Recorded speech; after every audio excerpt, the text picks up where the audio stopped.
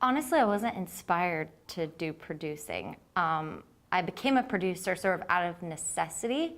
I originally thought I wanted to be on camera. I thought I wanted to be a reporter. I actually thought I wanted to be a sideline reporter for sports. When I went to college, I sort of realized I did like storytelling and being out in the community, but what I really found a passion for was the producing side of a show. You know, learning how to stack a rundown and how you can write to flow into stories and sort of that progression. And when I worked at Fox Carolina, that was something I learned the most, was how do you put on a compelling show? How do you use tease video at the bottom of a block to get your viewers to stay until the end of the show? And that to me was more exciting than the reporting side of things. And so I think the inspiration just came as I started learning more and more about it. I started with PEG TV a little over 7 years ago, and I started this show called Access. And Access was really the brainchild of our former executive director. He wanted a show that we put on from PEG TV that talked about community events.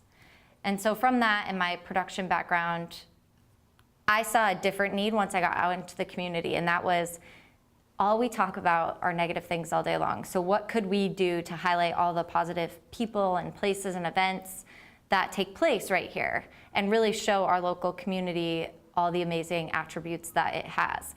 And so that's why I love being at PEG TV. I love meeting people from all neck of the woods and all around Rutland County, and people I would have never had the opportunity to meet unless I was doing this show.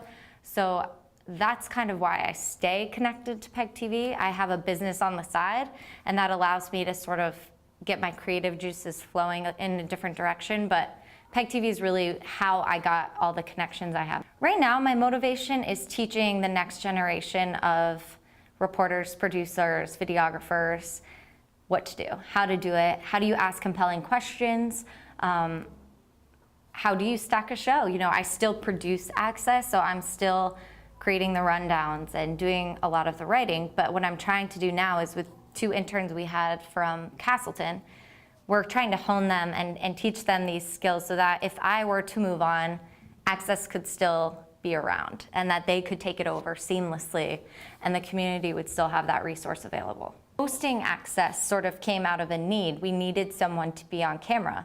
That wasn't really my background. My background was more on the production side of things. So I don't necessarily even enjoy being on camera, but it was more of how the job came about and that I needed to fill those shoes.